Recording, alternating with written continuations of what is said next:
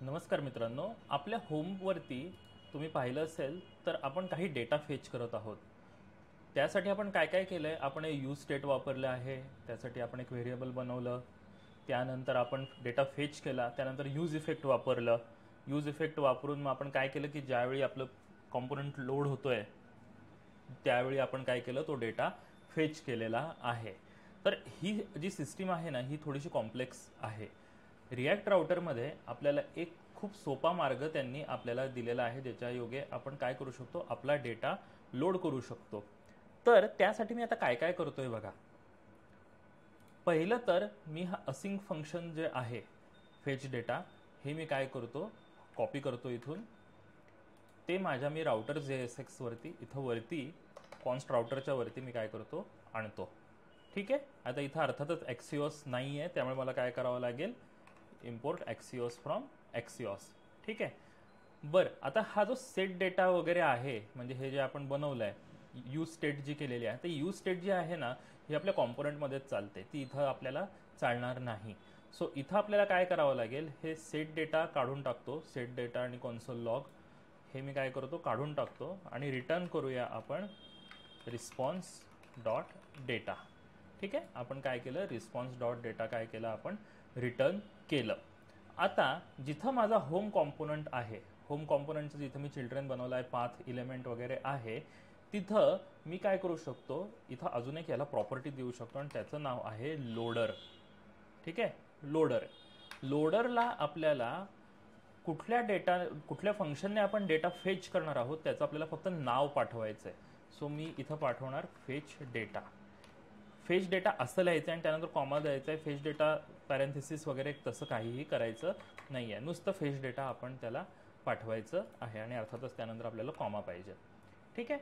So मी इथं काय केलं, हे लोडर मी काय केलं, फेच डेटा इथं हे फंक्शन टाकलं. आता होम JSX मध्ये मी काय करतो, पहिल्यांदा हा यूज इफेक्ट जो आहे हा मी कॉमेंट आउट करून टाकतो.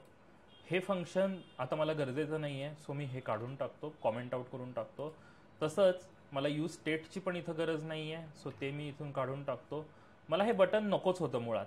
बटन आपण फक्त कशासाठी टाकलं होतं, तर बटन दाबल्यावरती कसा डेटा आणता येईल ह्यासाठी टाकलं होतं. सो मी हे काय करतो, हे पण कॉमेंट आउट करून टाकतो. आता इथं मला एक्सेसची गरज नाही आहे, यूज इफेक्टची गरज नाही आहे, यूज स्टेटची गरज नाही आहे. सो हे सगळं मी काय करून टाकतो, या ठिकाणी काढून टाकतो. ठीक आहे. मात्र आता इथं डेटा नावाचं काहीच नाही आहे, डेटा नॉट डिफाईन्ड, कारण आपण हे सगळं काढून टाकलं. हे मी डिलीटच करतो, रादर नुसतं कॉमेंट आउट नाही, हे मी डिलीटच करून टाकतो. इवन हे पण काय करतो, बटन काढूनच टाकतो. कोड खूप लीन झाला आहे, पण अजून डेटा कुठून येणार आहे हे मला माहीत नाही आहे. सो त्यासाठी मला काय करावं लागेल, त्यासाठी या फंक्शनमध्ये या कॉम्पोनंटमध्ये आपल्याला एक रिॲक्ट राउटरमधलं आपल्याला एक फंक्शन वापरावं लागेल, हुक वापरावं लागेल, ज्याचं नाव आहे यूज लोडर डेटा. सो मी इथं काय करतो, रिटर्नच्या वरती const data equal to use loader data, आणि इथं मात्र आपल्याला पॅरेंथेसिस देऊन सेमिकोलन द्यायचं आहे. आणि यूज लोडर डेटा हे बघा इम्पोर्ट झालेला आहे रिॲक्ट राउटर डॉमवरती. तुमच्या सिस्टीमवरती जर डायरेक्ट इम्पोर्ट नाही झालं तर तुम्हाला ही लाईन लिहावी लागेल. ठीक आहे. सो इथं आता लोडर डेटा आपला आलेला आहे. सो आता जर मी माझं पेज पाहिलं, होम पेज, आणि रिफ्रेश केलं तरीही डेटा माझा लोड होत आहेच. पण सोपी गोष्ट काय केली आपण या ठिकाणी, आपण होम कॉम्पोनंटमध्ये जो डेटा लोड होत होता तो आपण काढून टाकला आणि त्याचं लॉजिक सगळं राउटरवरती टाकलं. पण आता इथं तुम्ही बघा, इथं माझे 2च राऊट आहेत. असे सपोज माझे 500 राऊट आहेत, तर 500 राऊटचे 500 फेच डेटा जर मी इथं लिहिलंय तर ते खूपच अवघड होऊन जाईल. बरोबर. ते म्हणजे मॅनेज करणं अतिशय डिफिकल्ट होऊन जाईल. बरोबर. सो मी काय करतो, मी SRC मध्ये एक नवीन फोल्डर बनवतो, त्याला नाव देतो फॅक्टरी. जनरली असे जे डेटा फेचिंगचे वगैरे असतं त्याला फॅक्टरी असं म्हटलं जातं, की तुम्ही युटिल्स म्हणा किंवा लिबमध्ये तयार करा, कसंही. सो इथं मी काय करतो, एक नवीन फाईल बनवतो, त्यातलं नाव देतो फेच होमपेज डेटा.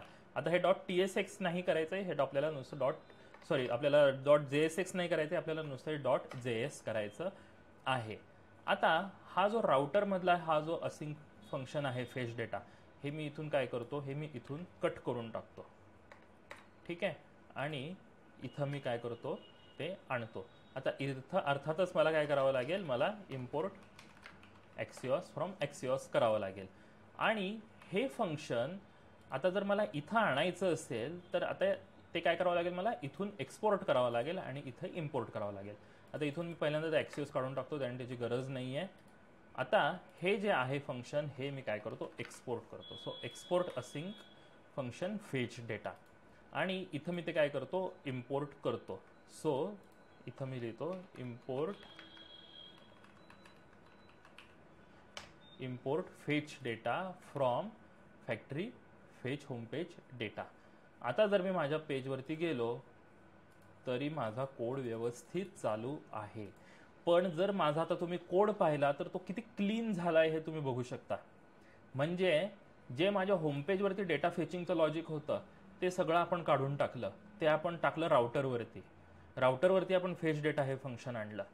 पण असे जर माझे 500,000 राऊट असतील तर प्रत्येक वेळी वेगवेगळं फंक्शन तयार करणं भयंकर अवघड आहे. म्हणून मी काय केलं, मी एक फॅक्टरी नावाचे एक डिरेक्टरी बनवली, त्यात फेच होमपेज डेटा .js नावाची काय केली फाईल बनवली आणि त्याच्यामध्ये ते फंक्शन टाकलं. मात्र ते फंक्शन मला राउटरमध्ये वापरायचं असेल तर मला ते काय करावं लागेल, एक्सपोर्ट करावं लागेल. सो मी ते एक्सपोर्ट केलं फंक्शन राउटरमध्ये, ते मी काय केलं, इम्पोर्ट केलं. आणि अशा रीतीने माझं जे होमचा कॉम्पोनंट जो गजबजलेला होता तो मी एकदम क्लीन केला. माझा राउटरही मी दूषित करू दिला नाही. माझ्या राउटरमध्येही डेटा एकदम क्लीन स्वरूपात राउटरमध्ये क्लीन आहे एकदम. आणि माझी एक सेपरेट डिरेक्टरी तयार झाली आहे फॅक्टरी, ज्याच्यामध्ये सगळे माझे डेटा फेच करणारे फंक्शन्स असतील. तर मित्रांनो, अशा पद्धतीने आपण रिॲक्ट राउटरचा खूप एक मोठा भाग या ठिकाणी कव्हर केलेला आहे. आणि इतकी ताकद आहे रिॲक्ट राउटरमध्ये की ते पूर्ण रिॲक्टचं स्वरूप आपलं बदलून टाकतं. तर मित्रांनो, अशाच व्हिडिओसाठी आपल्या क्लिकस्किल्सच्या चॅनेलला सबस्क्राईब करा. आपण खूप असे वेगवेगळे व्हिडिओज घेऊन येणार आहोत. तर आता भेटूया आपण पुढच्या व्हिडिओमध्ये.